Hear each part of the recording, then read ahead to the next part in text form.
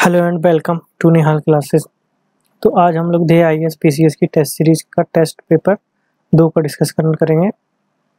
ठीक है, तो आप लोगों का जो कमेंट आ रहा था कि पीडीएफ चाहिए हम लोगों को, तो डिस्क्रिप्शन में टेलीग्राम लिंक है, तो आप उसको ज्वाइन कर लीजिए, वहाँ पे आपको पीडीएफ मिल जाएगी। और अगर आपको यूपी पीसीएस के लिए आरओ के लिए हैंड राइटिंग नोट्स चाहिए तो डिस्क्रिप्शन में हमारी वेबसाइट है, आप उसको विजिट कर लीजिए। तो ये जो दही आईएएस का ये टेस्ट पेपर टू है ना, ये फुल लेंथ टेस्ट पेपर 2 है। पहला हम लोग ऑलरेडी कर चुके हैं, आप प्ले लिस्ट जाकर चेक कर लीजिए। तो हम अब इसको डिस्कस करेंगे और इसमें जून एंड जुलाई की करंट अफेयर शामिल है। ठीक है, तो चलिए शुरू करते हैं पहले क्वेश्चन से। तो देखो पहला क्वेश्चन क्या कह रहा है, निम्नलिखित समितियों में से कौन एक गरीबी निर्धारण से संबंधित नहीं है, पूछा है। तो देखो जो रथ एवं दांडेकर समिति है वो बनी थी 1971 में। ठीक है, अलग समिति वाई की अलग समिति बनी थी 1979 में, और लकड़वाला समिति बनी थी 1989 में। ये तीनों क्या हैं, एक गरीबी से संबंधित, गरीबी के निर्धारण से संबंधित, गरीबी के निर्धारण से संबंधित एक समिति हैं। ठीक है, जो गोस्वामी समिति है ये बनी थी आप लोगों की इंडस्ट्रियल सिकनेस के लिए। इसके लिए बनी थी इंडस्ट्रियल सिकनेस के लिए। तो इसमें पूछा कि गरीबी से संबंधित कौन सी नहीं है, तो डी ऑप्शन बिल्कुल सही है हमारा। तो चलिए शुरू करते हैं दूसरा क्वेश्चन क्या कह रहा है, वैश्विक गांव की संकल्पना का विकास आधारित है। तो पूछ रहा है कि वैश्विक गांव की संकल्पना का जो विकास है वो किस पर आधारित है। तो देखो जो वैश्विक गांव की संकल्पना है वो किस दी थी, ये दी थी मार्शल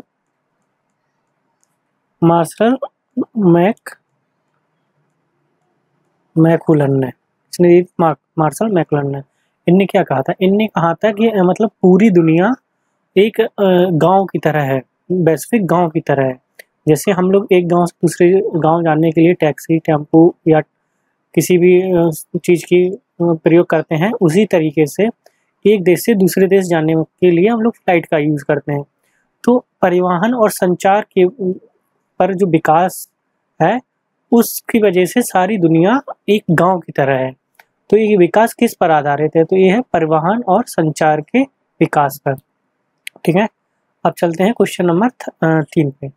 उन किसानों को जिनके पास कुछ साधन तो हैं परंतु वे धनाढ्य नहीं कहा जा सकता है, ये किसने कहा। तो ये कहा एक क्या है, मतलब ये है बुलक कैपिटलिस्ट। बुलक कैपिटलिस्ट क्या होता है, देखो बुलक कैपिटलिस्ट उन किसानों को कहा जाता है जो ना तो भूमिहीन होते हैं, मतलब ना तो भूमिहीन होते ना ही बहुत अधिक उनके पास भूमि है, उन्हें कहते हैं हम बुकल कैपिटलिस्ट। ठीक है, तो ये ऑप्शन बी बिल्कुल सही होगा। क्वेश्चन नंबर 4 पे चलते हैं। क्वेश्चन नंबर 4 क्या कह रहा है, भारत सरकार द्वारा संचालित स्मार्ट कार्यक्रम का संबंध निम्नलिखित में से किस क्षेत्र से है। तो देखो स्मार्ट कार्यक्रम का फुल फॉर्म क्या है, तो स्मार्ट कार्यक्रम का फुल फॉर्म है scope for monitoring scope for monitoring Ayurveda. ठीक है, रिसर्च इन टीचिंग प्रोफेशनल्स। ये है स्मार्ट कार्यक्रम का। तो देखो ये हुआ था लॉन्च 2 जनवरी 2023 को। कब हुआ था, 2 जनवरी 2023 को। तो इसका जो भी एक क्षेत्र है वो क्या है, आयुर्वेद। इसके फुल फॉर्म से देखो आपको पता चल गया होगा, ठीक है, आयुर्वेद रिसर्च टीचिंग प्रोफेशनल। तो ऑप्शन सी बिल्कुल सही है। अब चलते हैं क्वेश्चन नंबर 5 पे। तो क्वेश्चन नंबर 5 क्या कह रहा है, निम्नलिखित योजनाओं को उनके प्रारंभ लॉन्च किए जाने की तिथि के काल क्रमानुसार व्यवस्थित कीजिए। तो देखो जो राष्ट्रीय ग्रीन हाइड्रोजन मिशन है वो आया था 4 जनवरी 2023 को। ठीक है, जो विश्वकर्मा है, पीएम विश्वकर्मा योजना, ये आई थी 17 सितंबर 23 को, ठीक है। जो मेरा युवा भारत है ये कब आया था, ये आया था 31 अक्टूबर 2023 को, ठीक है। और पीएम जनमन कब आया था, तो ये आया था 15 नवंबर 2023 को, ठीक है। तो अब मिला लो इसमें से कौन सा सही है।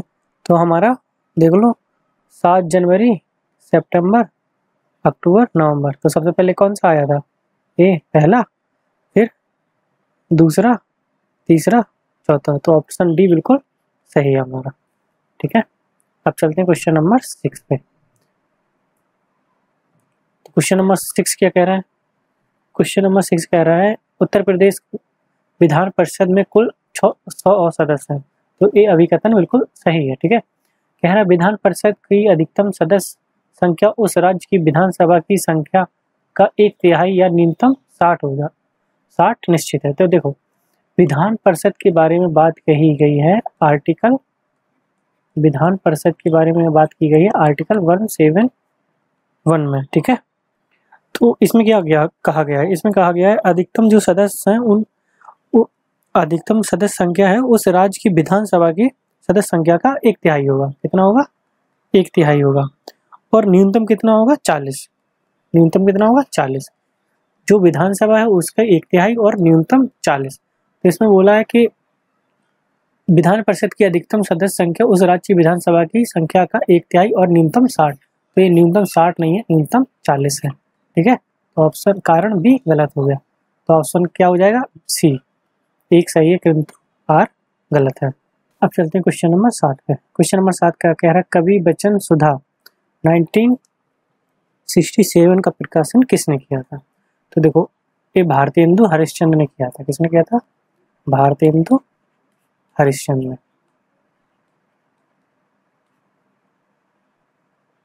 किसने किया था, भारतेंदु हरिश्चंद्र ने। एक कवि सुधा बच्चन है 1867 में इसको भारतेंदु हरिश्चंद्र ने लिखा है। तो इसमें ये कहा गया था कि वाराणसी में जो भी भारतीय हैं वो भारतीय वस्तु का उपयोग करें और स्वदेशी को अपनाएं, ठीक है। तो ऑप्शन ए बिल्कुल सही है हमारा। अब चलते हैं क्वेश्चन नंबर 8 पे। क्वेश्चन नंबर 8 क्या कह रहा है, बुक्सा जनजाति के बारे में पूछ रहा है। तो बुक्सा जनजाति देखो बिजनौर की जनजाति है। कहाँ की है, बिजनौर की, बिजनौर में पाई जाती है, ठीक है। हिंदी भाषा बोलते हैं ये, हिंदी भाषी, ठीक है। और इनका मुख्य भोजन क्या है, मछली, मछली और चावल, ठीक है। मछली चावल इनका मुख्य भोजन है। ये इनकी विशेषताएं बुक्सा की। अब चलो क्वेश्चन पढ़ते हैं, ऑप्शन पढ़ते हैं। यह उत्तर प्रदेश के बिजनौर में निवास करती है। तो ऑप्शन बिल्कुल सही है। किरांत वंश की है, एक किरांत वंश की नहीं है, ठीक है। किरांत वंश किसकी है, थारू जनजाति की, थारू जनजाति है किरांत वंश की, ठीक है। तो ये गलत हो गया। हिंदी भाषा बोलते हैं, बिल्कुल सही है। मुख्य भोजन मछली एंड चावल है, बिल्कुल सही है। 1, 3, 4 बिल्कुल सही है। तो केवल 3 ऑप्शन बिल्कुल सही है, ठीक है। अब चलते हैं क्वेश्चन नंबर 9 पे। क्वेश्चन नंबर 9 क्या कह रहा है, देखो क्वेश्चन नंबर 9 कह रहा है कुछ प्रमुख उद्योग दिए गए हैं और जिले दिए गए हैं और पूछा कौन सा सम्मिलित नहीं है, ठीक है। तो देखो अफीम कारखाना गाजीपुर बिल्कुल सही है। आभूषण कारखाना वाराणसी बिल्कुल सही है। दिया सलाई आगरा, देखो दिया सलाई आगरा में नहीं है, दिया सलाई कारखाना कहाँ पे है, बरेली में, ठीक है। तो ये गलत हो गया। ब्लैक पॉटरी उद्योग आजमगढ़, ये भी बिल्कुल सही है। गलत पूछा, गलत कौन सा है, सी ऑप्शन। तो सी हमारा बिल्कुल सही है, ठीक है ना। अब देखते हैं क्वेश्चन नंबर 10। पूर्वांचल एक्सप्रेसवे के संदर्भ में निम्नलिखित कथनों पर विचार कीजिए। तो देखो क्या है कि पूर्वांचल एक्सप्रेसवे भारत के उत्तर प्रदेश राज्य में है जो 340.8 किलोमीटर लंबा है, ठीक है। और ये 6 लेन का है। कितना है, 6 लेन का एक्सप्रेसवे है, ठीक है। 6 लेन का एक्सप्रेसवे है। तो देखो ये लखनऊ कहाँ से कहाँ तक है, देखो ये लखनऊ जिले के गोसाईगंज से लखनऊ जिले के गोसाईगंज के पास एक चांदसराय गांव है के पास चांदसराय गांव को गाजीपुर से जोड़ता है,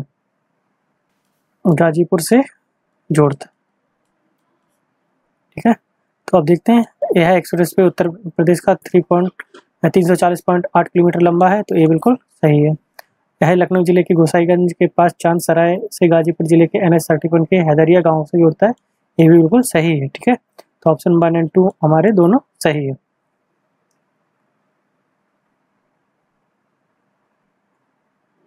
अब चलते हैं क्वेश्चन नंबर 11 पे। रेगुलेटिंग एक्ट 1773 के मुख्य प्रावधानों में शामिल नहीं है, पूछा है क्या शामिल नहीं था। तो देखो, कोर्ट ऑफ डायरेक्टर का कार्यकाल बढ़ाकर 6 वर्ष कर दिया गया। ठीक है, तो ये 6 वर्ष नहीं किया गया था, ये 1 वर्ष से 4 वर्ष किया गया था। कितने वर्ष? 4 वर्ष किया गया था।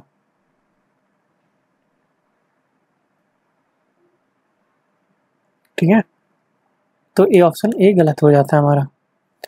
सेकंड ऑप्शन क्या कह रहा है, इसमें कलकत्ता समय सर्वोच्च न्यायालय की स्थापना की गई तथा क्षेत्राधिकार बंगाल, बिहार, उड़ीसा तक था। ठीक है, तो ये बिल्कुल सही है। ठीक है, पहली बार ब्रिटिश कैबिनेट को भारतीय मामलों पर शामिल नियंत्रण रखने का अधिकार दिया गया, तो ये भी बिल्कुल सही है। पहला गलत है और गलत ही पूछा है, तो ऑप्शन सी बिल्कुल सही है हमारा। तो आप चलते हैं क्वेश्चन नंबर 12 पे। हैदराबाद तथा कर्नाटक के मध्य उत्तराधिकारी विवाद का मूल कारण था, तो ये था कर्नाटक का द्वितीय युद्ध। ये कब हुआ था? ये 1749 से 1754 के बीच में। ठीक है, तो ऑप्शन बी बिल्कुल सही है। अब देखते हैं क्वेश्चन नंबर 13। क्वेश्चन नंबर 13 का कह रहा, कंपनियां दी गई हैं और स्थापना वर्ष पूछा है। ठीक है, तो इनमें पूछा है कौन सा युग गलत युग्म को चुनना। और ठीक है, तो पुर्तगाली ईस्ट इंडिया कंपनी 1498 सही है। डच ईस्ट इंडिया कंपनी 1616 में नहीं, ये आई थी 1602 में। ठीक है, तो ये गलत हो गया। फ्रांसीसी ईस्ट इंडिया कंपनी आई थी 1664 में, ये बिल्कुल सही है। स्वीडिश ईस्ट इंडिया कंपनी आई थी 1731 में, ये भी बिल्कुल सही है। तो गलत पूछा है, गलत कौन सा है हमारा? केवल 2, ऑप्शन बी बिल्कुल सही है। अब चलते हैं क्वेश्चन नंबर 14 पे। 14 क्या कह रहा है, राजा राम मोहन राय के संदर्भ में निम्नलिखित कथनों पे विचार कीजिए। तो देखो, जो पहला ऑप्शन क्या कह रहा है, इन्हें पत्रकारिता का जनक कहा जाता है। ठीक है, और दूसरा क्या कह रहा है, इनके द्वारा प्रकाशित संवाद कॉमेडी एक अंग्रेजी साप्ताहिक अखबार था। तो देखो, इन्हें पत्रकारिता का ही जनक कहा जाता है, और जो संवाद कॉमेडी थी ना, वो सती प्रथा को खत्म करने के लिए थी। सती प्रथा को खत्म करने पर आधारित थी। ठीक है ना, ये अंग्रेजी साप्ताहिक अखबार नहीं था। ठीक है, ये गलत हो गया, तो ऑप्शन 1 बिल्कुल सही है हमारा। अब देखते हैं क्वेश्चन नंबर 15। क्रांतिकारी संगठन मित्र मेला की स्थापना विनायक दामोदर सावरकर और उनके भाई गणेश दामोदर सावरकर ने वर्ष में की थी, तो किस वर्ष की थी? तो ये की गई थी 1901 में। ठीक है, बाद में 1904 में इसका नाम बदलकर क्या रखा गया? अभिनव भारत सोसाइटी कर दिया गया। सोसाइटी अभिनव भारत मित्र मेला की स्थापना 1901 में हुई, लेकिन इसका नाम बदल के 1904 में क्या कर दिया गया? अभिनव भारत सोसाइटी। ठीक है ना, तो ऑप्शन बिल्कुल सही है।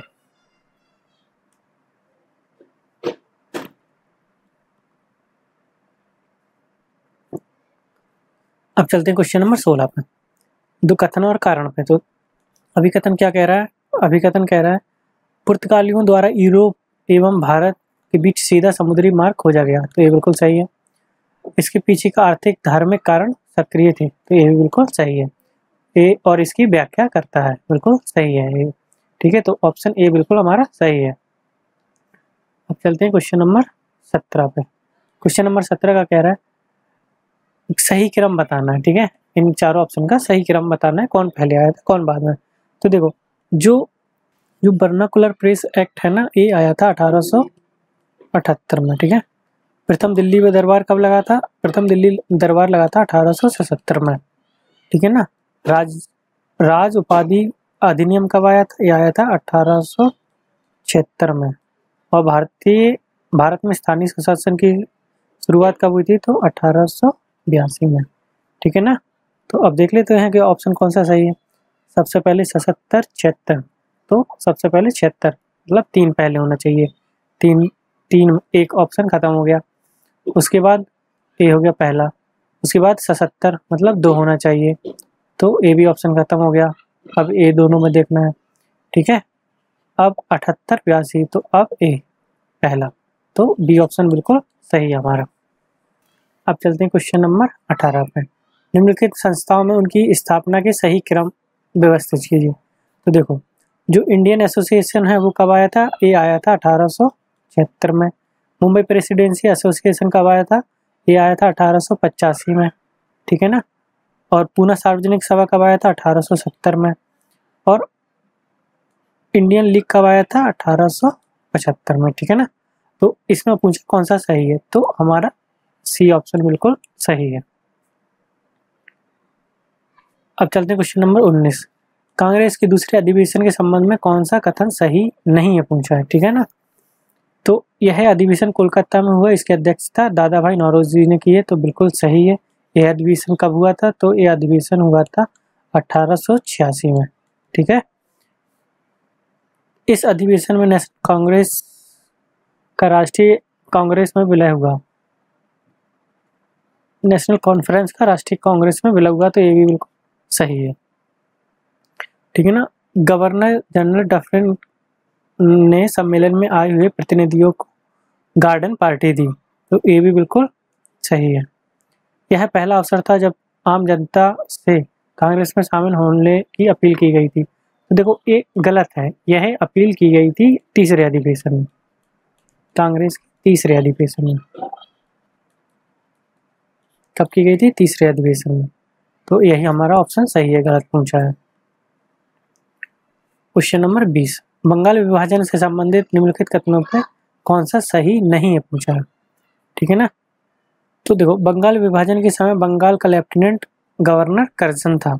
तो देखो, जो बंगाल विभाजन हुआ उस दिन गवर्नर कौन था बंगाल का? तो ये थे एंड्रयू फ्रेजर। कौन था? एंड्रयूज फ्रेजर, ठीक है। और वायसराय कौन था? तो वायसराय था कर्जन,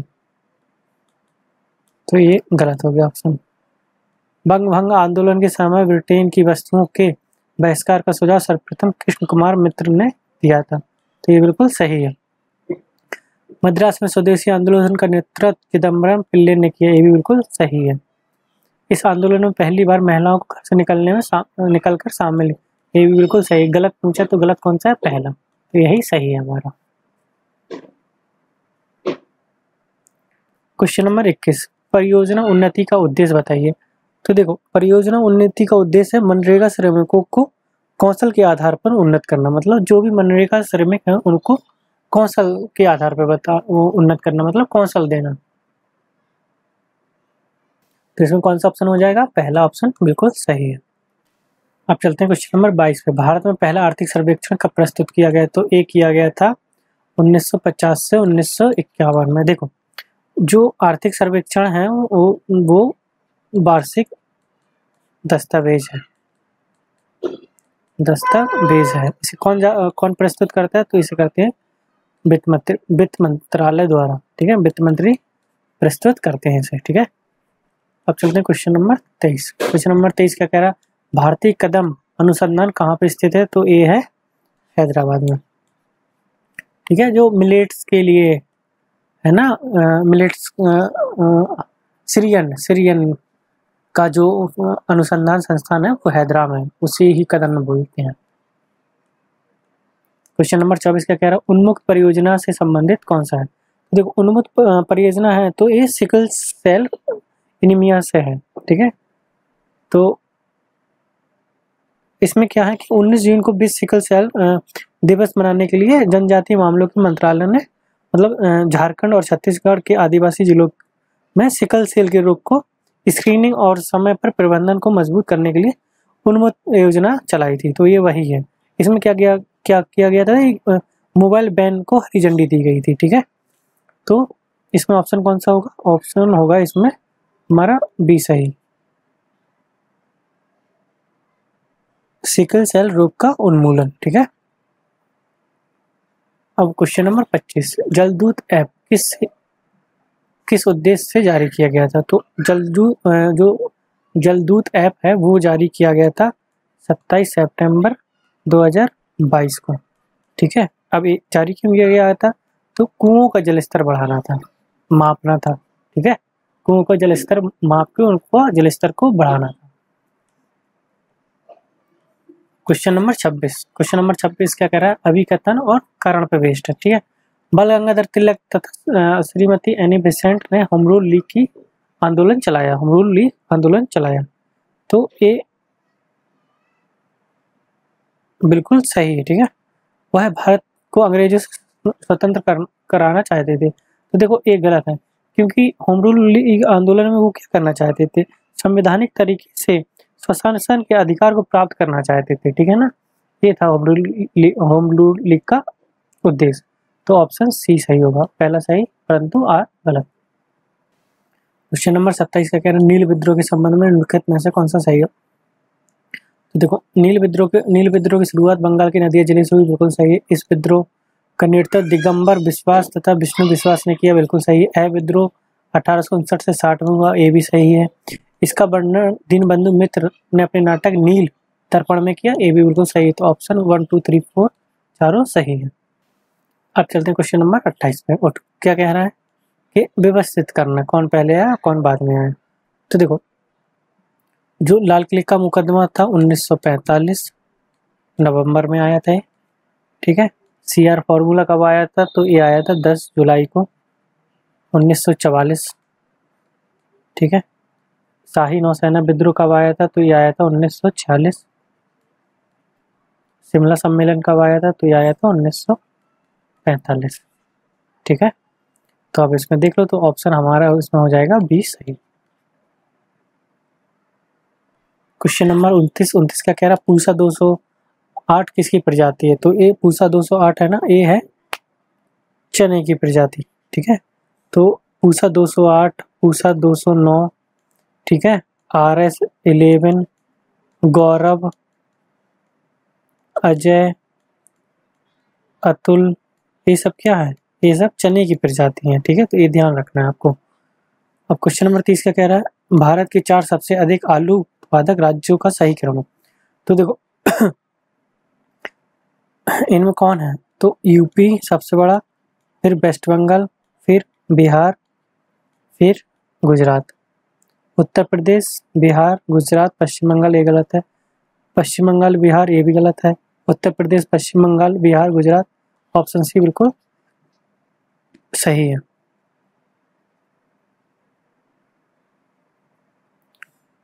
क्वेश्चन नंबर 31 का कह रहा है निम्नलिखित में से कौन विषाणुओं के में सजीव लक्षण नहीं है? तो देखो विषाणुओं में जो देखो जो जीव द्रव का अभाव है ना, ये विषाणुओं का निर्जीव लक्षण है। कैसा है? निर्जीव लक्षण है। और बाकी ये तीनों है ना, ये सजीव लक्षण है, विषाणुओं के सजीव लक्षण है। तो ऑप्शन डी हमारा बिल्कुल सही होगा। क्वेश्चन नंबर 32, निम्नलिखित कथनों में विचार कीजिए। ब्राइट्स रोग को नेफ्राइटिस भी कहा जाता है, यह शरीर में वक्र को प्रभावित करता है। तो ये दोनों ही सही है हमारे, ऑप्शन सी बिल्कुल सही है हमारा।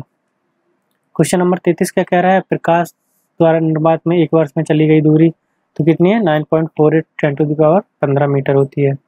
ठीक है। क्वेश्चन नंबर 34 क्या कह रहा है? क्वेश्चन नंबर 34 कह रहा है का अभिकथन और कारण पे। तो ट्यूबलाइट में विद्युत प्रवाह होने पर इनके दोनों सिरों के मध्य इलेक्ट्रॉन तीव्र गति से गमन करते हैं। तो ये बिल्कुल सही है। इलेक्ट्रॉन मरकरी गैस में अणुओं से टकराते हैं, जिससे दोलन के परिणाम परावैंगनी प्रकाश उत्पन्न होती है। तो ये भी बिल्कुल सही है और ये इसकी व्याख्या करता है। तो ऑप्शन ए बिल्कुल सही है। क्वेश्चन नंबर 35 क्या कह रहा है? जीव द्रव में सर्वाधिक मात्रा में कौन सा तत्व पाया जाता है? तो देखो जीव द्रव में जो कोशिका है, कोशिका के अंदर इसमें सबसे ज़्यादा क्या पाया जाता है? सबसे ज़्यादा ऑक्सीजन पाई जाती है। उसके बाद कार्बन पाया जाता है, उसके बाद पाया जाता है हाइड्रोजन, उसके बाद नाइट्रोजन। ठीक है, तो ऑक्सीजन पहले नंबर पे, ए दूसरे नंबर पे, ए तीसरे, ए चौथे नंबर पे। क्वेश्चन नंबर 36, क्वेश्चन नंबर 36 क्या कह रहा है, निम्नलिखित में से कौन सा गुणात्मक साख नियंत्रण के अंतर्गत नहीं आता है। ठीक है, तो देखो आरबीआई की मौद्रिक नीति के निर्धारण अर्थात मुद्रास्फीति को नियंत्रण करने हेतु साख नियंत्रण की दो विधियां होती हैं। तो ये कौन कौन सी होती है, एक तो होती है परिणात्मक और एक होती है गुणात्मक। एक होती है गुणात्मक, एक परिणात्मक, एक गुणात्मक।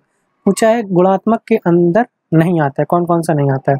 तो देखो जो न्यूनतम सीमा का निर्धारण ए आता है गुणात्मकता के अंदर, नैतिक दबाव गुणात्मकता, साख मानदंड का निर्धारण ए भी गुणात्मकता, सीमांत स्थायी सुविधा दर, तो एक गुणात्मक नहीं आता है, ये आता है परिणात्मक।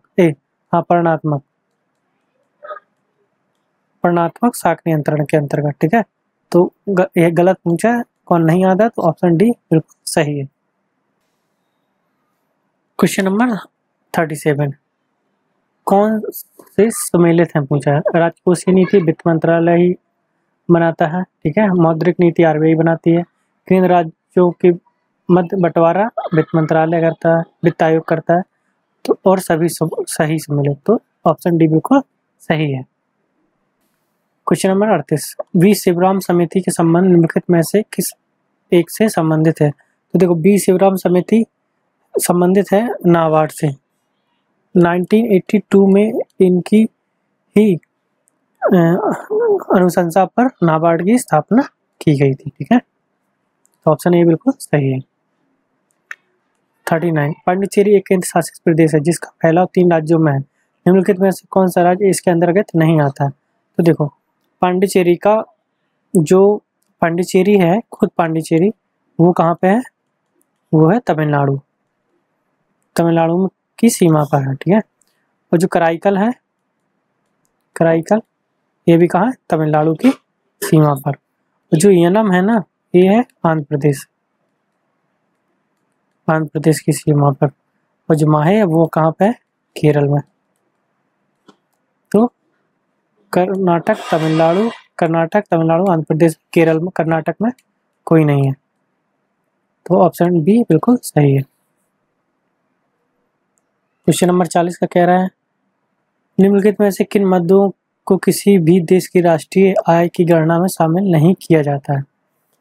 तो देखो जो नेशनल इनकम है उसको शामिल नहीं किया जाता है, तो कौन कौन सी वस्तु नहीं किया जाता है। तो देखो मध्यवर्ती वस्तुएं, जो जितनी भी मध्यवर्ती वस्तुएं उनको शामिल नहीं किया जाता है।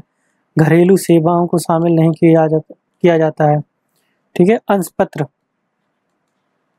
अंशपत्र या ऋण पत्र, उनका क्रय विक्रय हो उनको शामिल नहीं किया जाता है। विदेशों से प्राप्त उपहार को शामिल नहीं किया जाता है, विदेशी उपहार। ठीक है, तो देखो घरेलू सेवाएं शामिल नहीं की जाती, अंशपत्र शामिल नहीं किया जाता, तो चारों शामिल नहीं किए जाते, ऑप्शन डी बिल्कुल सही है। क्वेश्चन नंबर 41, कोयले के संचित भंडार की दृष्टि से भारत के 4 शीर्ष राज्य कौन से हैं, सही क्रम। तो देखो जो संचित भंडार है उसके हिसाब से देखो झारखंड, उड़ीसा, छत्तीसगढ़ और वेस्ट बंगाल, ये इसमें बहुत ज़्यादा संचित भंडार है। लेकिन अगर हम उत्पादन की बात करें तो सबसे ज़्यादा कहाँ से होता है, छत्तीसगढ़ से।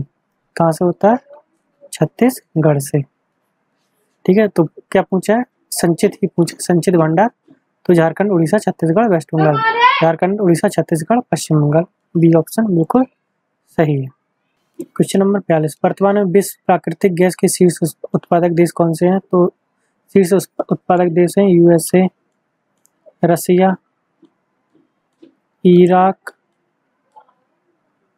चीन और कतर, ये शीर्ष उत्पादक देश हैं।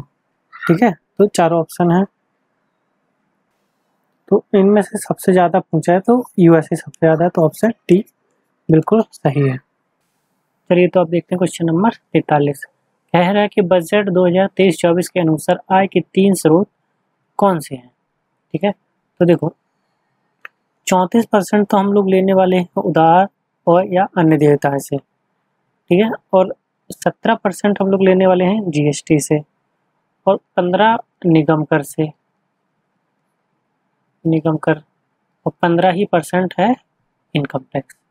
पूछ रहा है इनमें से कौन कौन से शीर्ष हैं, शीर्ष शामिल है। तो देखो उधार अन्य देयता 34% है, वस्तु एवं सेवा कर 17% है, ठीक है, निगम कर 15% है।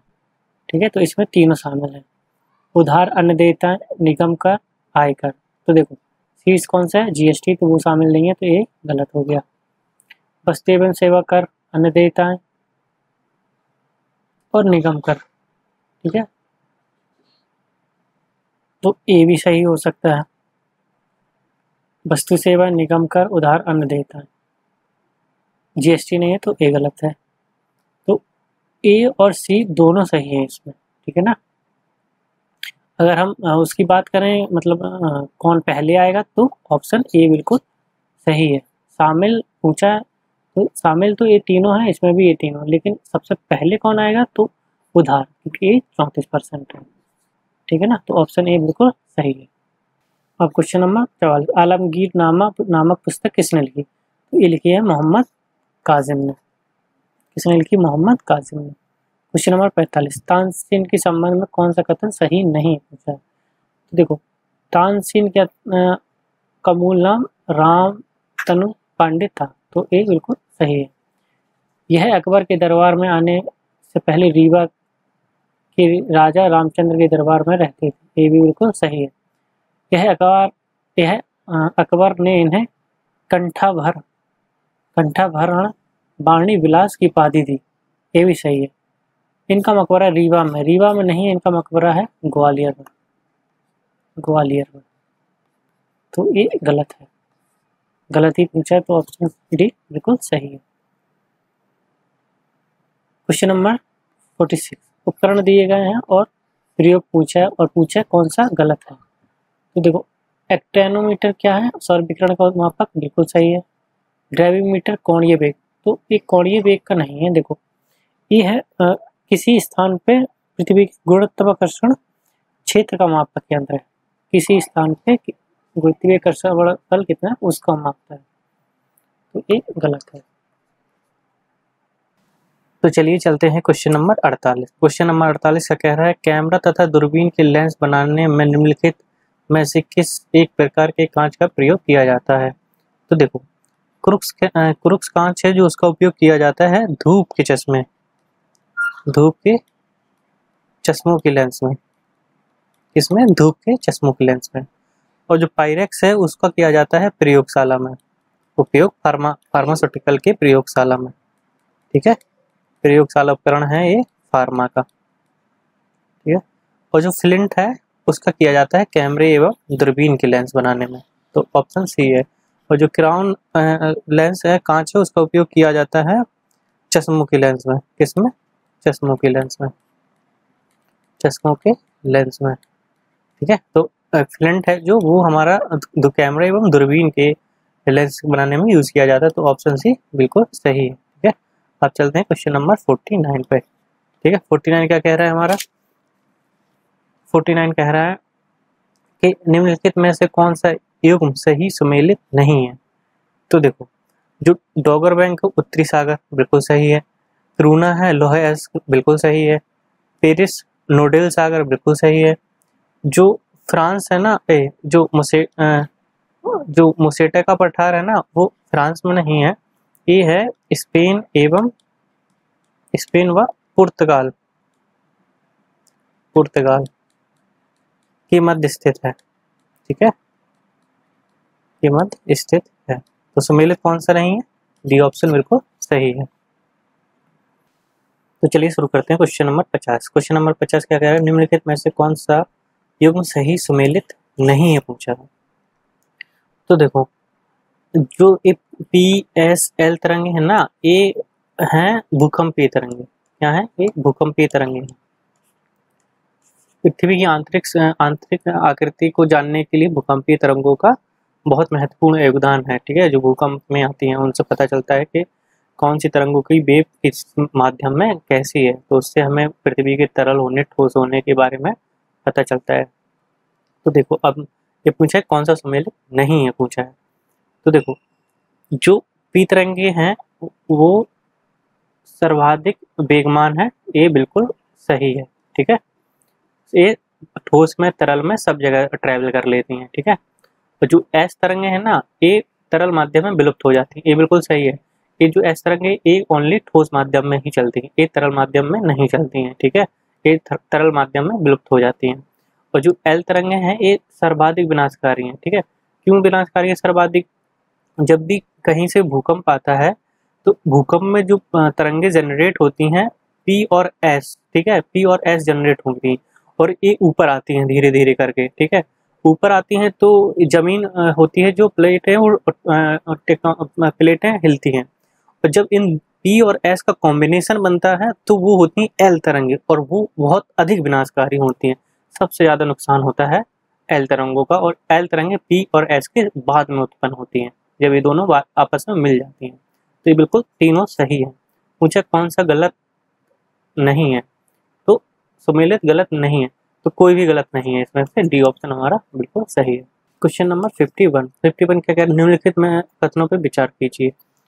तो देखो कह रहा है सही बताना है, भीतरी स्तंभ लेख से हिरणों के अति आक्रमण का की जानकारी मिलती है, तो ये बिल्कुल सही है, ठीक है। हुणों ने भारत पर पहला आक्रमण कुमारगुप्त के समय किया था। तो देखो जो भीतरी अभिलेख है उसको वो कहाँ से मिला है, तो ये प्राप्त हुआ है हमें यूपी के गाजीपुर से। कहाँ से प्राप्त हुआ? यूपी के गाजीपुर से। और ये जो हुणों का पहला आक्रमण है वो कुमारगुप्त के समय नहीं, ये हुआ था स्कंदगुप्त, इसके स्कंदगुप्त के समय किया गया था, ठीक है, स्कंदगुप्त के समय किया गया था। तो दूसरा गलत है, तो ऑप्शन ए बिल्कुल सही है हमारा। अब चलते हैं क्वेश्चन नंबर 52। क्वेश्चन नंबर 52 क्या कह रहा है, कठोपनिषद में याज्ञवल्क्य और गार्गी के संवाद का उल्लेख मिलता है। तो देखो एक कठोप उपनिषद में नहीं, एक बृहदारण्यक उपनिषद में है, बृहदारण्यक उपनिषद में मिलता है याज्ञवल्क्य और गार्गी का संबंध, तो ये ऑप्शन गलत हो गया। दूसरा कह रहा है बृहदारण्यक उपनिषद में यम और नचिकेता के संवाद मिलता है। तो देखो ये इसमें बृहदारण्यक में नहीं, ये मिलता है कठोप उपनिषद में, कठोपनिषद में इसमें मिलता है इसका उल्लेख नचिकेता और यम का। तो हमारे दोनों ऑप्शन गलत हैं, तो ना तो 1 ना तो 2 बिल्कुल सही है। क्वेश्चन नंबर 53, क्षणिकवाद का सिद्धांत निम्नलिखित में से किसने दिया? तो क्षणिकवाद का सिद्धांत दिया था गौतम बुद्ध ने। किसने दिया था?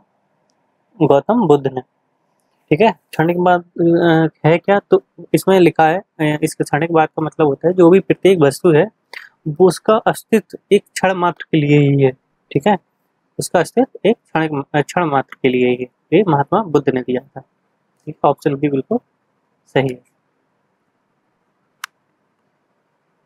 अब चलते हैं क्वेश्चन नंबर 53 पे। क्वेश्चन नंबर 53 कह रहा है दिसंबर 2023 में जारी जलवायु परिवर्तन सूचकांक 2023 के संबंध में कौन सा सही नहीं है पूछा है, कौन सा सही नहीं है। इस सूचकांक में प्रथम 3 स्थान पर कोई भी देश नहीं है, तो ये बिल्कुल सही है, इसमें प्रथम 3 स्थान पर कोई भी देश नहीं है। डेनमार्क, इस सूचकांक में डेनमार्क चौथे स्थान पर, तो ये भी बिल्कुल सही है, इसमें चौथे स्थान पर डेनमार्क है, ठीक है। भारत इस सूचकांक में 7वें स्थान पे है, तो भारत इसमें सूचकांक में 7वें स्थान पे, ये भी बिल्कुल सही है। चीन इस सूचकांक पे 15वें स्थान पे है, तो ये 15वें स्थान पे नहीं, चीन है 51वें स्थान पे, ठीक है। जो ये रिपोर्ट है, ये रिपोर्ट जारी की गई थी COP28 जो अभी UAE में हुआ है, ठीक है। तो डी ऑप्शन हमारा गलत है, यही गलत पूछा तो यही सही हो गया। अब चलते हैं क्वेश्चन नंबर 55 पे। नीति आयोग के अनुसार बहुआयामी गरीबी प्रतिशतता वाले शीर्ष 4 राज्यों में सही क्रम बताना है। तो नीति आयोग में बहुआयामी गरीबी प्रतिशतता, ठीक है, किन 4 राज्यों में सबसे ज़्यादा है?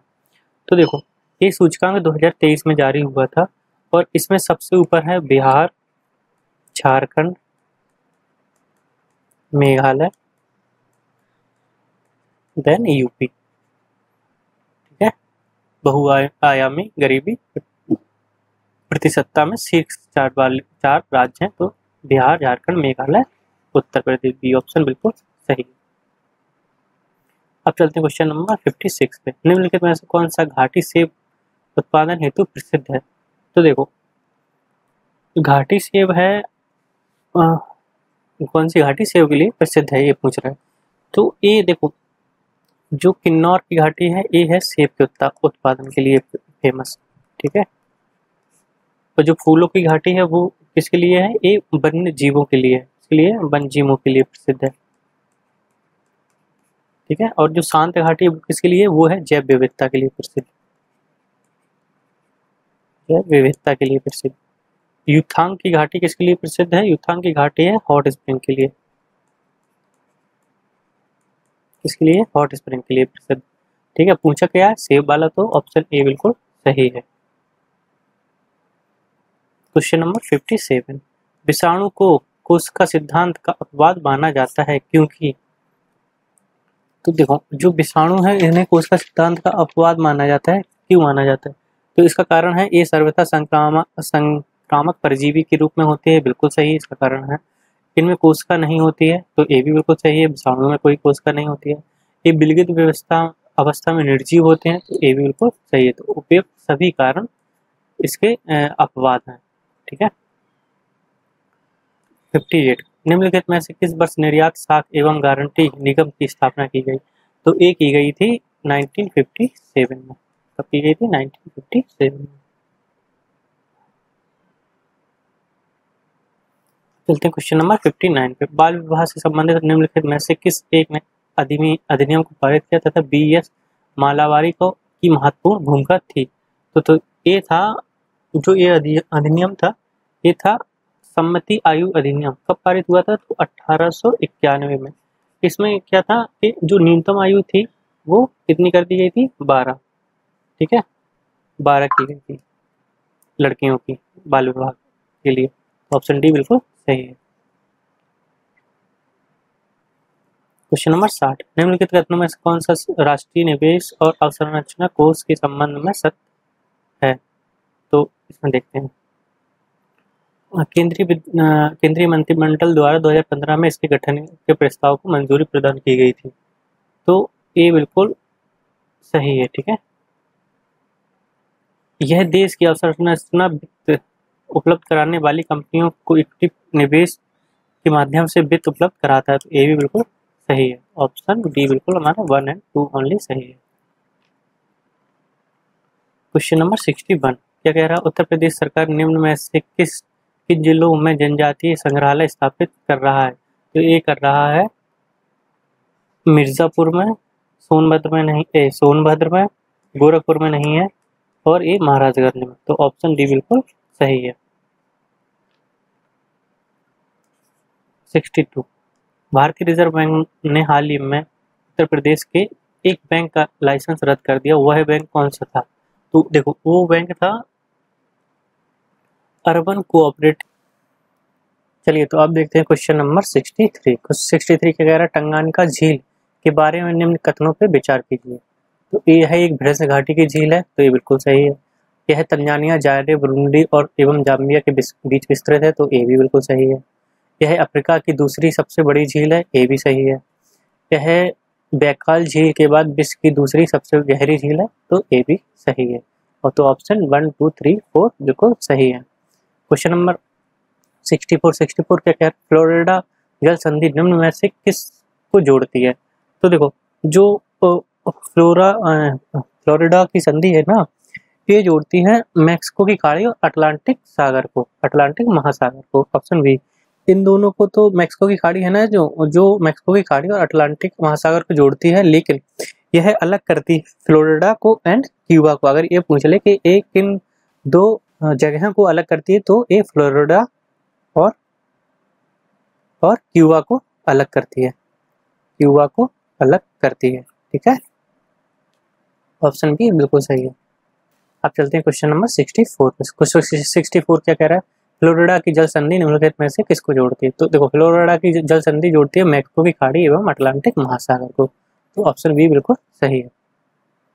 क्वेश्चन नंबर 65 क्या कह रहा है झील दी गई है और राज्य दी गई, कौन सा सम्मिलित नहीं है ये पूछा है। तो देखो जो चपनाला झील है वो है असम में, बिल्कुल सही है। जो साला झील है वो हरियाणा में नहीं है, ये है अरुणाचल प्रदेश में। कहाँ पे? अरुणाचल प्रदेश में। साला झील कहाँ पे? अरुणाचल प्रदेश में। कालीवेली झील तमिलनाडु में, बिल्कुल सही है।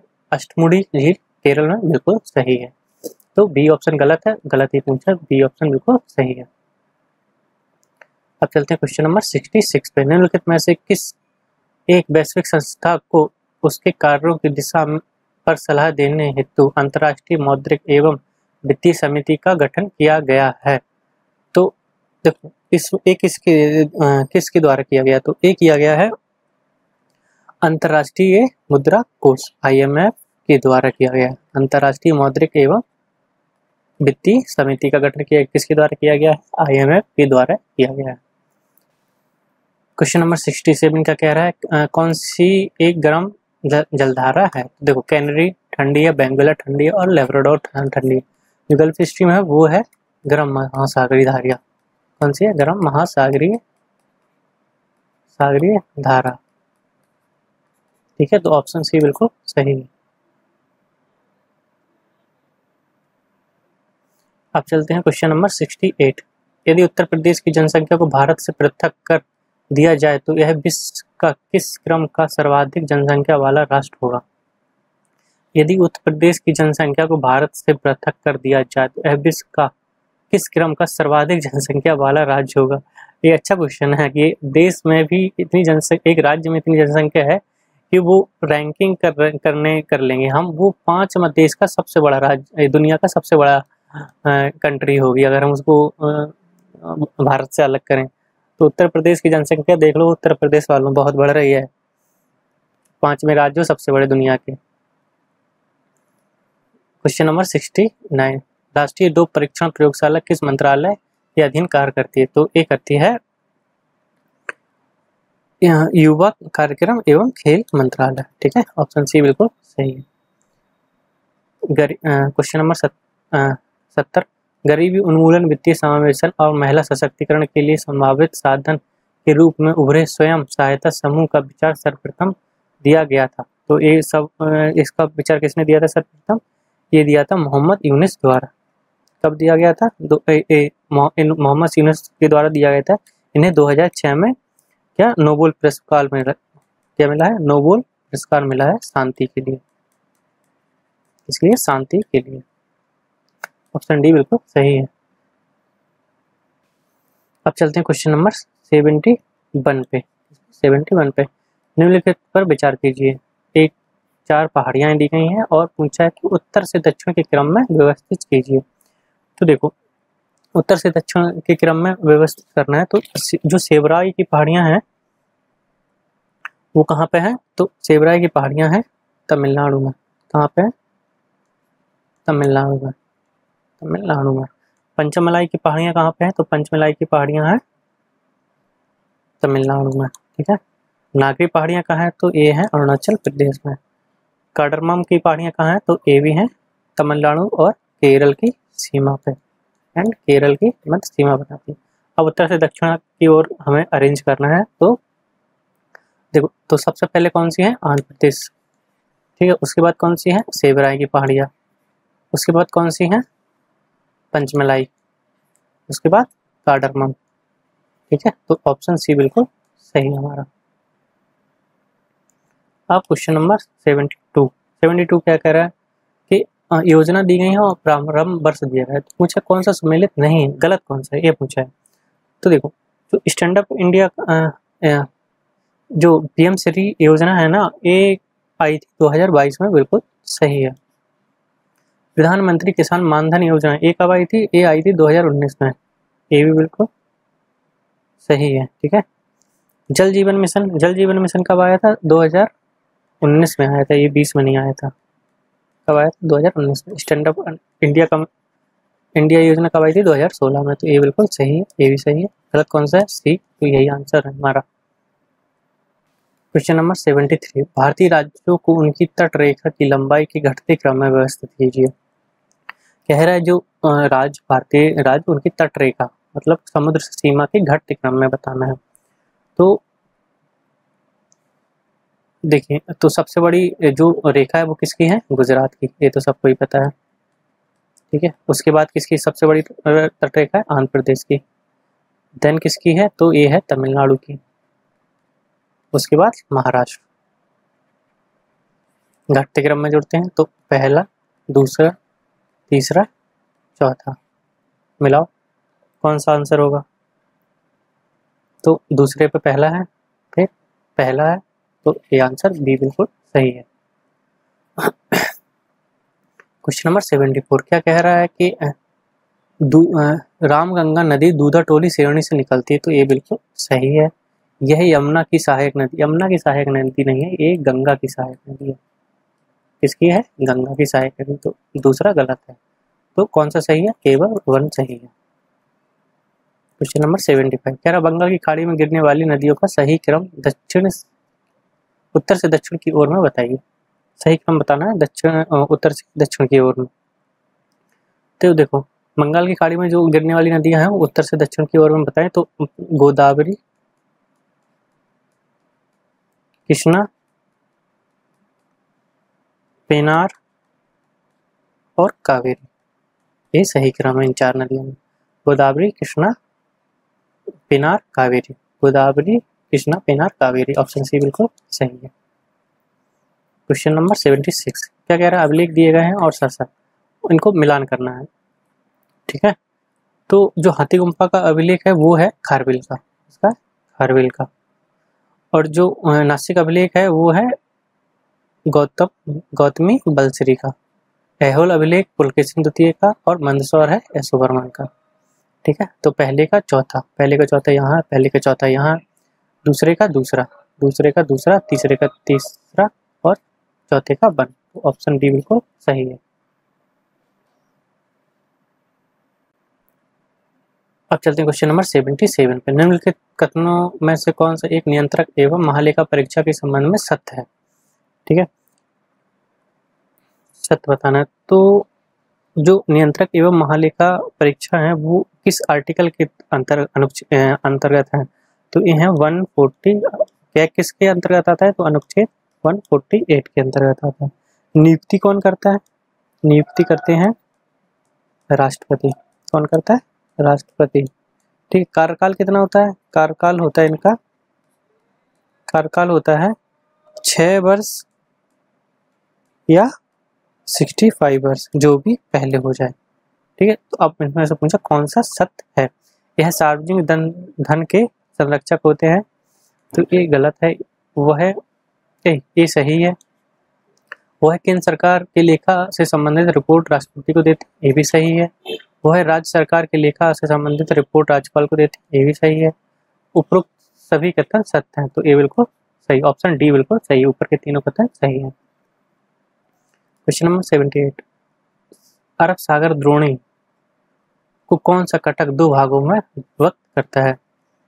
तो देखो, अरब सागर का जो द्रोणी है तो इसको 2 भागों में विभाजित करता है एक कार्लसवर्ग कटक। कौन सा? कार्लसवर्ग कटक। ऑप्शन ए बिल्कुल सही है। क्वेश्चन नंबर 79 क्या कह रहा है? कह रहा है राज्यपाल प्रत्येक वित्तीय वर्ष में विधान मंडल के समक्ष राज्य का वित्तीय वार्षिक विवरण प्रस्तुत करवाता है। यह किस अनुच्छेद में है? तो देखो, ये है अनुच्छेद 202 में। और अनुच्छेद 200 में क्या है? अनुच्छेद 200 में है राज्यपाल की सहमति।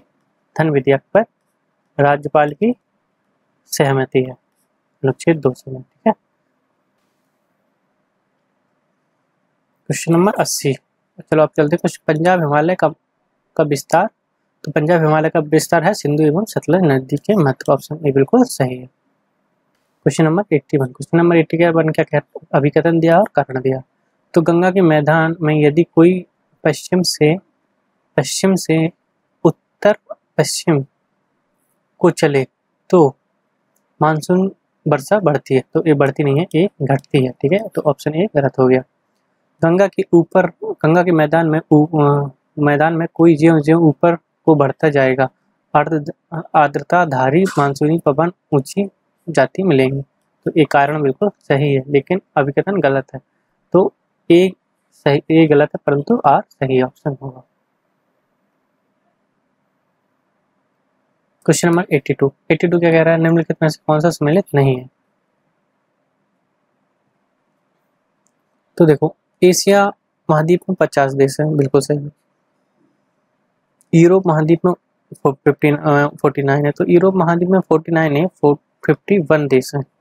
कितने? 51 देश हैं। अफ्रीका महाद्वीप 54 देशों का समूह, ये भी बिल्कुल सही है। उत्तरी अमेरिका महाद्वीप में 33 देश हैं, ये भी बिल्कुल सही है। तो ये गलत है, हमारा गलत ही पूछा है, तो ऑप्शन बी बिल्कुल सही हो गया। क्वेश्चन नंबर 83 क्या कह रहा है, सी स्कीमिंग क्या है। तो देखो, सी स्कीमिंग भारत द्वारा विकसित जलवायु रक्षा प्रणाली है, तो ये बिल्कुल गलत है। यह वह स्थिति है जब कोई मिसाइल समुद्र से सतह से कुछ मीटर ऊपर तेजी से उड़ती हुई जाती है, जिसके कारण वह रडार के पकड़ में नहीं आती है, उसे ही सी स्कीमिंग कहती है, तो ये बिल्कुल सही है। यह चीन द्वारा विकसित समुद्र के अंदर काम करने वाली टेलीस्कोप है, ये गलत है। यह संयुक्त राज्य अमेरिका द्वारा विकसित वायु सुरक्षा प्रणाली, ये भी गलत है। तो ऑप्शन बी बिल्कुल सही है। क्वेश्चन नंबर 84 विश्व का सबसे बड़ा सौर ऊर्जा संयंत्र किस देश द्वारा स्थापित किया गया है। तो ये किया गया है यूएई के द्वारा, ठीक है। मैनीस्टार्स क्या है। क्वेश्चन नंबर 85 तो ये है न्यूट्रॉन तारे, क्या है, न्यूट्रॉन तारे। क्वेश्चन नंबर 86 क्या कह रहा है, क्वेश्चन नंबर 86 कह रहा है G20 के संबंध में निम्नलिखित कथनों पे असत्य बताना है। क्या बताना है, असत्य बताना है। तो देखो, इसका गठन कब हुआ था, 1990 वर्ष में, बिल्कुल सही है। भारत के इसका सदस्य नहीं है। अरे भाई, G20 की मीटिंग हुई है अभी भारत में, तो भारत इसका सदस्य तभी तो कराएगा। ऑप्शन ए गलत है, ठीक है। इसका स्थायी सचिवालय जर्मनी के बॉन शहर में, तो ए भी बिल्कुल सही है। तो गलत पूछा है, गलत कौन सा, बी मतलब 2, ऑप्शन 2 ओनली सही है हमारा। क्वेश्चन नंबर 87 क्या कह रहा है, जब किसी विधेयक या संकल्प को किसी भाग पर चर्चा नहीं होती है, तो उस मतदान से पहले चर्चा कराने के लिए जो प्रस्ताव पारित किया जाता है उसे क्या कहते हैं, उसे कहते हैं ग्लोटीन प्रस्ताव। जब भी मतलब समय कम रहता है और प्रस्ताव को पारित धर्म विधेयक को पारित कराना होता है, तो उसे हम ग्लोटीन कहते हैं, और सारे विधेयक आवाज से ही मतलब से पारित कर दिए जाते हैं। क्वेश्चन नंबर 88 बांध दिए गए हैं और नदी दी गई है, ठीक है, और इनका मिलान करना है। तो जो पहला है बॉन बिले बॉन्द, वो कहाँ पे है, तो ये है बोल्टा नदी में नहीं है, ये है क्या नाम, कोलंबिया नदी में, इसमें है कोलंबिया नदी में। हूवर बांध कहाँ है, कोलोराडो नदी में। और स्टैनली बांध कहाँ है, स्टैनली बांध है कॉन्गो, ठीक है। सोबो बांध है बोल्टा में, ठीक है। कौन सा ऑप्शन हो जाएगा, ऑप्शन हो जाएगा इसमें हमारा सी सही, ठीक है। 89 क्या कह रहा है, भारत कला भवन संग्रहालय कहाँ पे अवस्थित है, तो ये है हमारा वाराणसी में। कहाँ पे, वाराणसी में। क्वेश्चन नंबर 90 क्या कह रहा है, निम्नलिखित में से कौन एक शब्द भारतीय संविधान की प्रस्तावना में वर्णित नहीं है, पूछा है। तो देखो, अंगीकृत है, अंगीकृत वर्ण हमारी प्रस्तावना में शामिल है, ठीक है। अधिनियमित है, आत्मसमर्पित है, लेकिन समर्पित नहीं है हमारे में। अगर आप उद्देशिका को ध्यान से पढ़ेंगे तो उसमें कहीं पे भी समर्पित शब्द का उपयोग नहीं किया गया, तो ऑप्शन बी बिल्कुल सही है हमारा। क्वेश्चन नंबर 91 क्या कह रहा है, क्वेश्चन नंबर 91 क्या कह रहा है कि इटाई रोग कैडमियम के कारण होता है, तो ये बिल्कुल सही है। मिनीमाता रोग पारा के कारण होता है, ये भी बिल्कुल सही है। ब्लू बेबी सिंड्रोम रोग फ्लोराइड आयन के कारण होता है, ये भी सही है।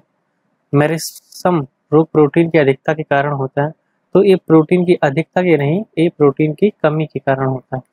इसके कारण होता है प्रोटीन की कमी के कारण, तो 1, 2, 3 हमारे सही हैं। क्वेश्चन नंबर 92 क्या कह रहा है, अभिकथन है और कारण है। रक्त में शर्करा की मात्रा बढ़ जाने से मधुमेह रोग होता है, तो ये बिल्कुल सही है, ठीक है। अग्नाशय की अल्फा कोशिकाओं से अल्प मात्रा में इंसुलिन स्राव होता है, तो ए अल्फा नहीं, ए होता है बीटा कोशिकाओं से। ठीक है, तो कारण गलत हो गया, तो सी ऑप्शन ए सही परंतु आर गलत। क्वेश्चन नंबर 93 क्या कह रहा है, निम्नलिखित कथनों पर विचार कीजिए। तो देखो, प्रेशर कुकर से वायुमंडलीय दाब से अधिक दाब उत्पन्न करके खाना बनाने की व्यवस्था होती है। ठीक है, तो ये बिल्कुल सही है। प्रेशर कुकर के अंदर उच्चतम तापमान उत्तर के ऊपर क्षेत्र से क्षेत्रफल उस पर रखे वजन पर निर्भर करता है, तो ये भी बिल्कुल सही है। तो ऑप्शन सी बिल्कुल 1 और 2 ओनली सही है। क्वेश्चन नंबर 94, ठीक है, 94 क्या कह रहा है। क्वेश्चन नंबर 94 कह रहा है इसकी स्थापना, जो हॉल है उसकी स्थापना 1964 में की गई थी, तो ये बिल्कुल सही है। इसका मुख्यालय मुंबई में नहीं, इसका मुख्यालय है बेंगलुरु। ठीक है, इसका प्रबंधन रक्षा मंत्रालय के माध्यम से राष्ट्रपति द्वारा नियुक्त निदेशक मंडल के द्वारा किया जाता है, तो ये भी सही है। तो बी गलत है, गलत ही पूछा, तो ऑप्शन सी बिल्कुल सही है।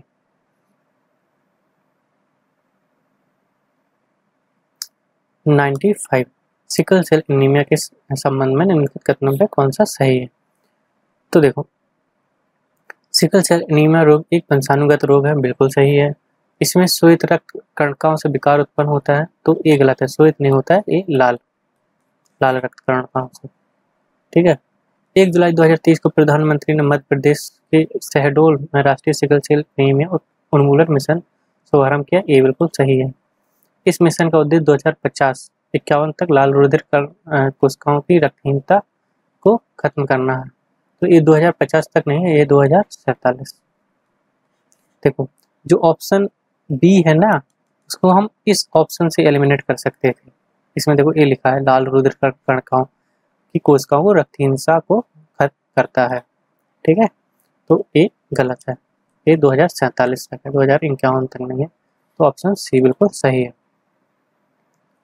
क्वेश्चन नंबर 96 क्या कह रहा है, प्रसिद्ध खनिज तेल उद्योग क्षेत्र मोसुल कहाँ पे है। तो मोसुल कहाँ पे है, ये है इराक में। 97 क्या कह रहा है, 2011 के अनुसार प्रदेश के 0 से 6 आयु वर्ग के लिंगानुपात क्या है। तो देखो, ये क्या है, ये है 915, ऑप्शन डी सही है। क्वेश्चन नंबर 98 क्या कह रहा है, 98 कह रहा है कि ध्वनि की गति निर्भर करती है, तो ध्वनि की गति माध्यम के घनत्व और आवृत्ति नहीं, ध्वनि घनत्व एवं प्रत्यास्थता पर निर्भर करती है, तो ये बिल्कुल सही, ऑप्शन बी बिल्कुल सही है, और सी एंड डी गलत है। 99 क्या कह रहा है, 99 कह रहा है निम्नलिखित में से कौन सा सुमेलित नहीं है, पूछा है कौन सा सुमेलित नहीं है। तो विश्व का सबसे ऊंचा पठार तिब्बत का पठार है, बिल्कुल सही। मृत घाटी ग्रेट बेसिन पठार बिल्कुल सही है। ठीक है, ग्रेट कैनियन मैक्सिको का पठार नहीं है, ये भी कहाँ पे है, ये भी है ग्रेट बेसिन में पठार में, ये भी है। ठीक है, ग्रेट बेसिन पठार में है, ये भी। कास्ट मैदान चूना प्रदेश, ये भी बिल्कुल सही है। तो गलत पूछा, गलत कौन सा, सी ऑप्शन बिल्कुल सही है। क्वेश्चन नंबर 100, उत्तर प्रदेश के राज्य महत्वपूर्ण भवनों एवं प्रतिष्ठानों की सुरक्षा व्यवस्था को सुदृढ़ करने के उद्देश्य से केंद्रीय उद्योग सुरक्षा बल की तर्ज पर निम्नलिखित में से किस वर्ष उत्तर प्रदेश विशेष सुरक्षा बल का गठन किया गया था। तो देखो, ये किया गया है जून 2020 को। कब किया गया है, जून 2020।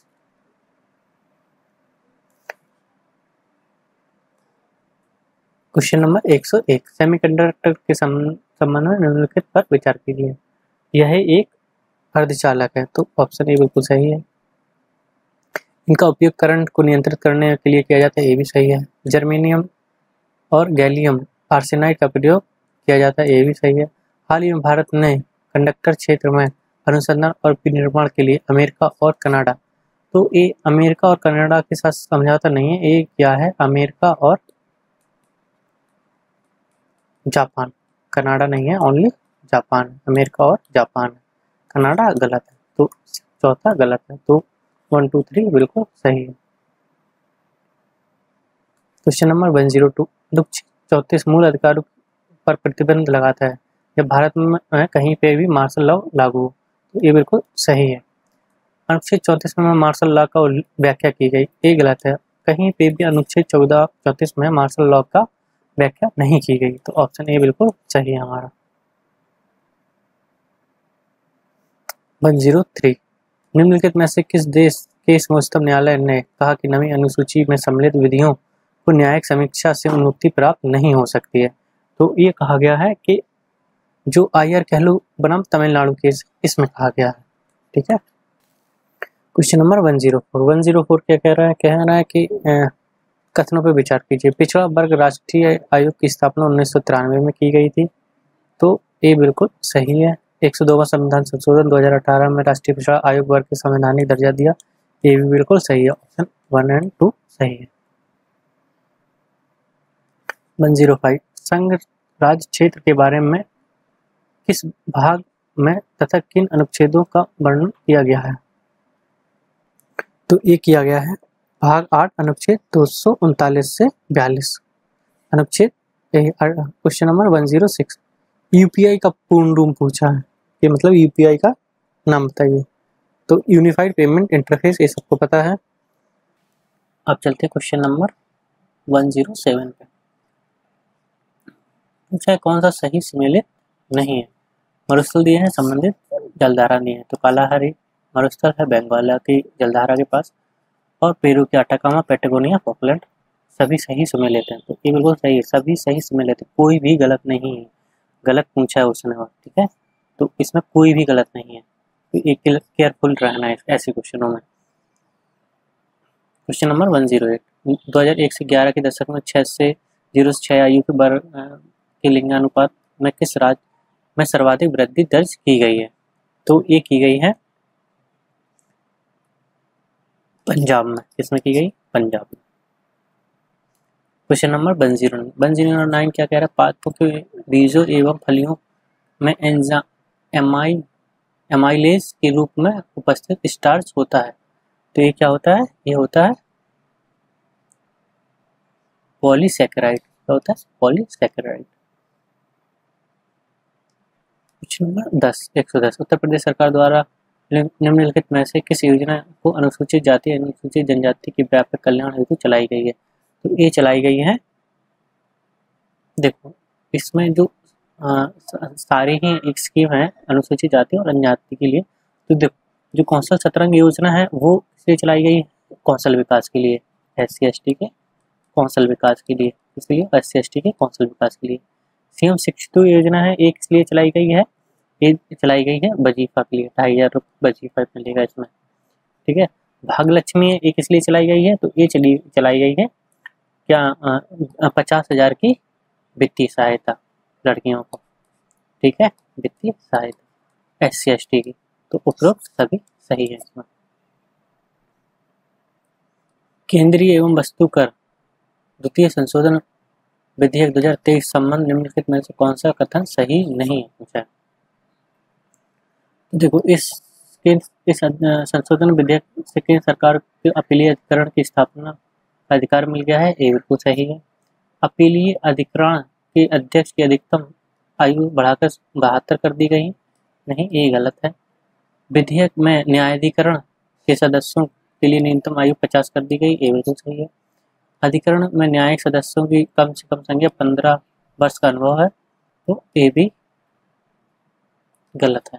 ठीक है, और इसमें गलत पूछा तो 2 और 4 गलत है।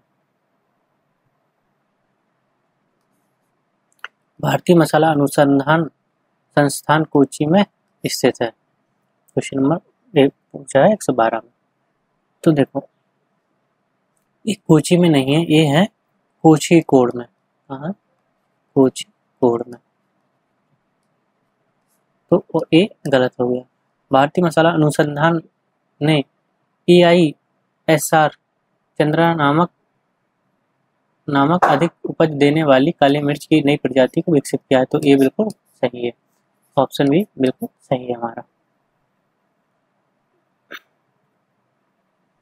क्वेश्चन नंबर 113 क्या कह रहा है? निम्नलिखित में से कौन सा कथन सही नहीं है? 1960 में मद्रास का नाम बदलकर तमिलनाडु कर दिया गया, बिल्कुल सही है। 1973 में मैसूर राज्य का नाम बदलकर कर्नाटक कर दिया, ये भी बिल्कुल सही है। 1987 में मिजोरम अरुणाचल प्रदेश राज्य के रूप में अस्तित्व में आए, ये भी बिल्कुल सही है।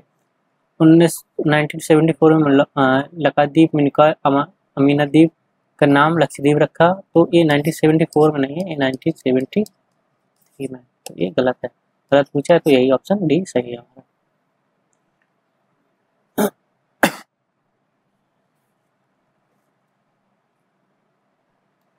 क्वेश्चन नंबर 114 क्या कह रहा है, वित्तीय आपात के संबंध में निम्नलिखित कथनों पर कौन सा सही नहीं है।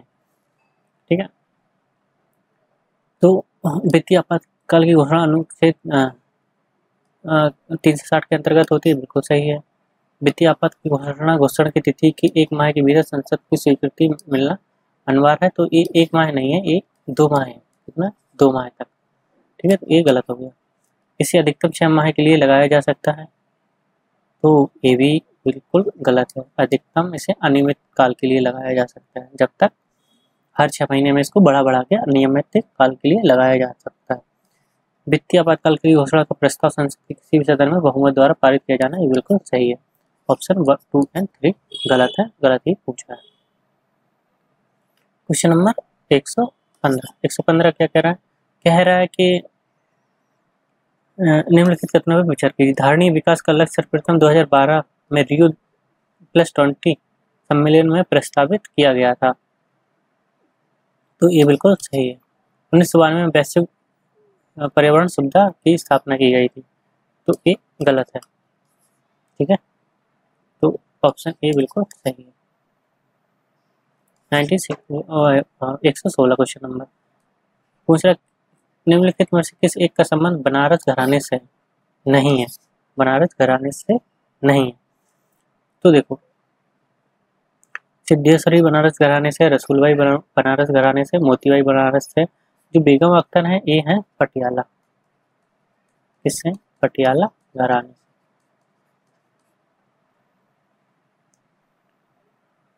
अब चलते हैं क्वेश्चन नंबर 117। शहीद अफाक उल्ला खान प्राणी उद्यान उत्तर प्रदेश के किस जिले में स्थित है? तो ये है गोरखपुर में। कहाँ पे? गोरखपुर में। Question number 118। उत्तर प्रदेश में थारू विकास परियोजना आरंभ की गई थी, तो ये कब की गई है? ये की गई है 2 अक्टूबर 1980 को। 119। निम्नलिखित में से कौन सा एक मंदिर वाराणसी में स्थित नहीं है पूछा है? तो देखो, जो वाराणसी में मंदिर स्थित नहीं है वो कौन सा है? वो है महापरिनिर्वाण मंदिर। कौन सा? महापरिनिर्वाण मंदिर। Question number 120।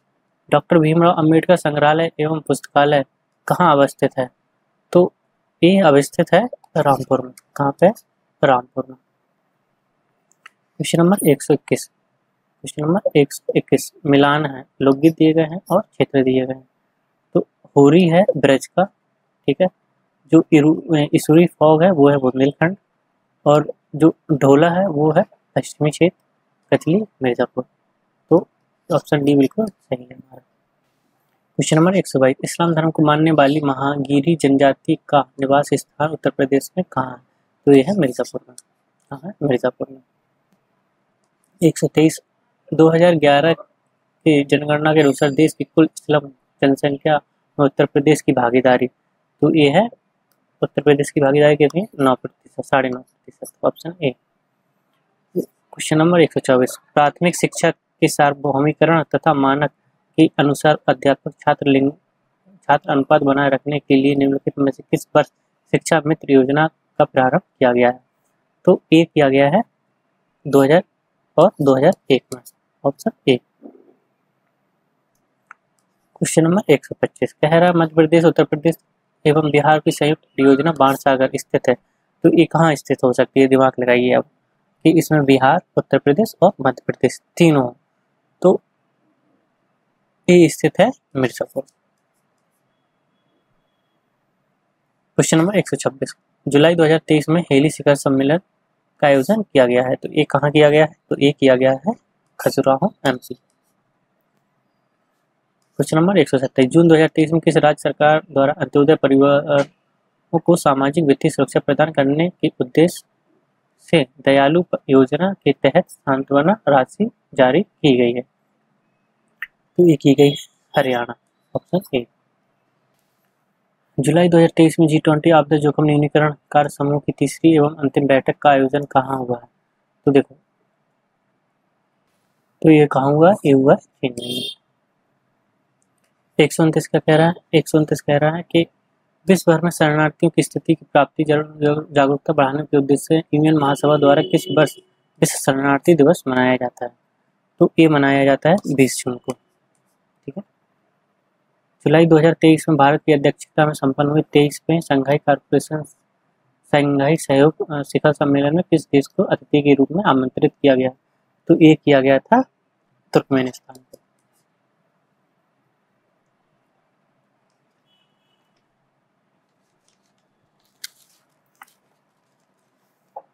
क्वेश्चन नंबर 131, जून 2023 में विश्व आर्थिक मंच द्वारा जारी वैश्विक लैंगिक अंतराल रिपोर्ट 2023 में भारत का स्थान? तो भारत का स्थान है इसमें 127।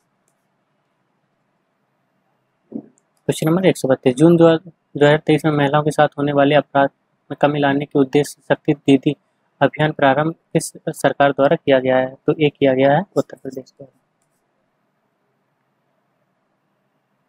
क्वेश्चन नंबर 133, जुलाई 2023 में देश के सभी राज्यों एवं केंद्र शासित प्रदेशों के 6.5 लाख गाँवों के सांस्कृतिक मानचित्रण करने के उद्देश्य से मेरा गांव मेरी धरोहर पहल की शुरुआत किस मंत्रालय द्वारा की गई है? तो ये की गई है संस्कृति मंत्रालय।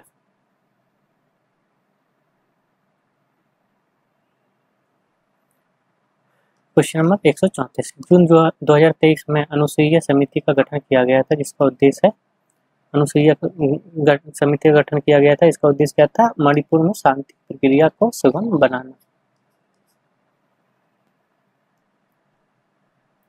जुलाई 2023 में यूरोपीय स्पेस एजेंसी द्वारा न्यूक्लियर अंतरिक्ष उपग्रह को लॉन्च किया गया था जिसका उद्देश्य इसका क्या है? डार्क एनर्जी एवं डार्क मैटर के रहस्यों को सुलझाना। 136, जुलाई 2023 में हेनली पासपोर्ट इंडेक्स में भारत का स्थान पहुंचा है, तो इसमें स्थान कौन सा है भारत का? भारत का है 80वां स्थान। अब चलते हैं क्वेश्चन नंबर 137 पे। क्या कह रहा है? जुलाई 2023 में प्रधानमंत्री कौशल विकास योजना के तहत नमदा कला शिल्प की पुनर्जीवित किया गया है, यह किस केंद्र शासित प्रदेश की शिल्प कला है? तो देखो, एक कला है, शिल्प कला है जम्मू एंड कश्मीर की। क्वेश्चन नंबर 138, क्वेश्चन नंबर 138 क्या कह रहा है? जुलाई 2023 में निम्नलिखित में से किसे प्रतिष्ठित लोकमान्य तिलक राष्ट्रीय पुरस्कार प्रदान किया जाने की घोषणा की गई है? तो देखो, ये की गई है नरेंद्र मोदी जी को। ठीक है, ऑप्शन बी। आप चलते हैं क्वेश्चन नंबर 139, जुलाई 2023 में नाटो शिखर सम्मेलन का आयोजन कहाँ किया गया था? तो नाटो शिखर सम्मेलन का आयोजन कहाँ किया गया था? ये किया गया था विल्नियस लिथुआनिया में। 140, क्वेश्चन नंबर 140 क्या कह रहा है? जुलाई 2023 में स्टार्टअप 20 शिखर सम्मेलन 2023 का आयोजन संपन्न हुआ है, तो ये कहाँ पे हुआ है? ये हुआ है गुरुग्राम हरियाणा में। क्वेश्चन नंबर 141, ये क्या कह रहा है? जुलाई 2023 में निम्नलिखित में से अरब देशों में से कौन मनी लॉन्ड्रिंग एवं एशिया प्रशांत महासभा के पर्यवेक्षक का दर्जा प्राप्त करने का वाला प्रथम देश बना है? तो ये बना है UAE। ये सारे करंट अफेयर्स के क्वेश्चन चल रहे हैं। ठीक है, क्वेश्चन नंबर 142 क्या कह रहा है? जुलाई 2023 में प्रधानमंत्री नरेंद्र मोदी द्वारा विश्व का सबसे बड़ा संग्रहालय कहाँ बनाए जाने की घोषणा की गई है? तो ये की गई है नई दिल्ली में। कहाँ पे? नई दिल्ली में। क्वेश्चन नंबर 143 क्या कह रहा है? केंद्र सरकार द्वारा जुलाई 2023 में निम्नलिखित में से किसी अंतर्राष्ट्रीय वित्तीय सेवा केंद्रीय प्राधिकरण का नया अध्यक्ष नियुक्त किया गया है? तो ये किसके किया गया है? ये किया गया है कि राज रामन को। क्वेश्चन नंबर 144, इंटरसोलर यूरोप 2023 प्रदर्शनी का आयोजन कहाँ किया गया है? तो ये किया गया है म्यूनिख जर्मनी में। 145, फ्रेंच ओपन टेनिस प्रतियोगिता में पुरुष एकल का खिताब किसने जीता? तो ये जीता है नोवाक जोकोविच ने। 146 क्या कह रहा है? विश्व धरोहर कल्चर फोरम का सदस्य बनने वाला प्रथम शहर बना है? भारतीय शहरों में, तो कौन सा है ये है बेंगलोर। 147 जून 2023 में उत्तर प्रदेश पुलिस विभाग द्वारा ऑपरेशन क्वींसकन नामक एक पहल की शुरुआत की गई है, जिसका उद्देश्य है, तो इसका उद्देश्य क्या है, राज्य में अपराधों एवं माफियाओं से निपटना। क्वेश्चन नंबर 148 क्या है, किस राज्य में स्थित मुखरा गांव भारत का पहला बीमित गांव बना है, तो ये कौन सा है, ये है तेलंगाना। कौन सा है, तेलंगाना। क्वेश्चन नंबर 149 निम्नलिखित में से किस अमेरिकी नौसेना का नेतृत्व करने वाली पहली महिला नामित हुई है, तो ये हुई हैं एडमिरल लिसा फ्रेंची। क्वेश्चन नंबर 150 जुलाई 2023 में प्रधानमंत्री द्वारा सिकल सेल एनीमिया 2047 का शुभारंभ किया गया है, तो ये कहाँ किया गया है, ये किया गया है मध्य प्रदेश के शहडोल में। तो ये था आपका ध्येय IAS का टेस्ट पेपर 2 का डिस्कशन। तो देखिए, आपको अगर इसकी PDF चाहिए तो आपको हमारे टेलीग्राम ज्वाइन कर लीजिए, उसमें आपकी PDF मिल जाएगी। और आपको अगर हैंड राइटिंग नोट्स चाहिए UPPCS और RO के लिए, तब आप डिस्क्रिप्शन में हमारी वेबसाइट की लिंक है, आप वहां जाके हमारी वेबसाइट से नोट्स को डाउनलोड कर सकते हैं, ठीक है। और ऐसे ही डिस्कशन के लिए बने रहें निहाल क्लासेस में और सब्सक्राइब करें निहाल क्लासेस को। थैंक यू, धन्यवाद।